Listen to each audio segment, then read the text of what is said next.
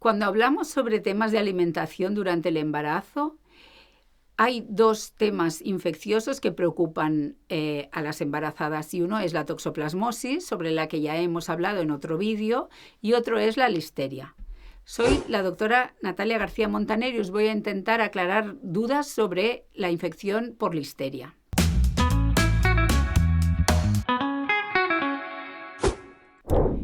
En primer lugar, aclarar que aunque últimamente hay mucha preocupación alrededor de este tema, es una infección de muy baja frecuencia y que la tasa de secuelas sobre los embarazos es bajísima. Aún así, pues como sé que es un problema que os preocupa, pues os explicaré un poquito en qué consiste.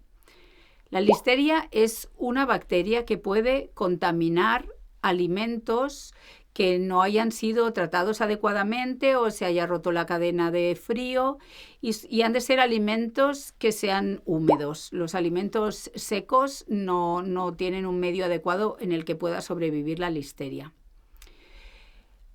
La listeria la podíamos considerar pues una bacteria de características a lo mejor parecidas a la salmonela, lo que todos entendemos por una infección que puede contaminar alimentos crudos y que puede dar un cuadro digestivo, pues viene a ser algo parecido.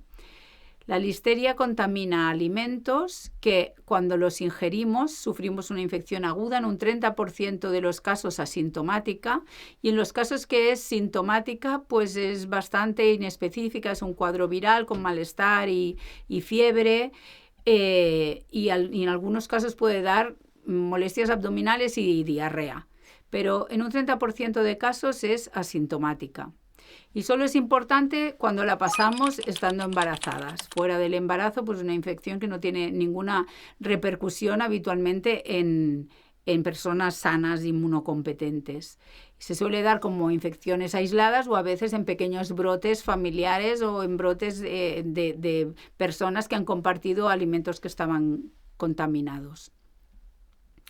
La listeria durante el embarazo puede ser grave, pues una infección por listeria en el primer trimestre puede ser incluso causa de aborto. Y a lo largo del segundo y tercer trimestre puede provocar una infección de la bolsa amniótica que tenga como consecuencia un parto prematuro con las secuelas que esto ocasiona en el recién nacido que ha nacido prematuramente. La listeria es muy sensible a la temperatura. Cualquier proceso de cocción elimina la listeria. Por tanto, consumir cualquier alimento, sea del origen que sea, si está cocinado, es seguro. Entonces hemos de tener especial atención con los alimentos que consumimos crudos. Y esto incluye pues los vegetales que puedan estar contaminados porque alguien contaminado con listeria los ha tocado antes. Hay que insistir en el lavado de todos los productos que consumimos crudos, sean vegetales o frutas. En cuanto a los lácteos, si están sometidos al proceso de pasteurización, que es un proceso de esterilización de la leche, pues también son seguros. Eso incluye la leche pasteurizada, no tiene ningún problema, o los quesos que están hechos con leche pasteurizada.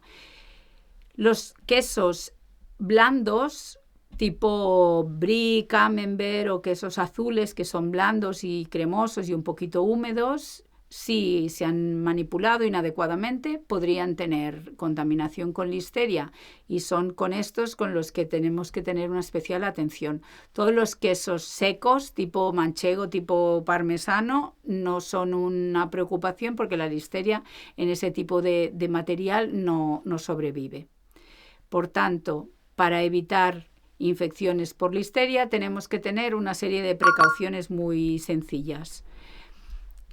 Lavar todos los alimentos vegetales que consumimos crudos, someter a cocción cualquier alimento que sea susceptible de cocinarse, todo lo que son conservas tipo fiambres que consumimos directamente de la nevera y que no tienen ningún proceso de temperatura, pues una vez abiertos consumirlos directamente.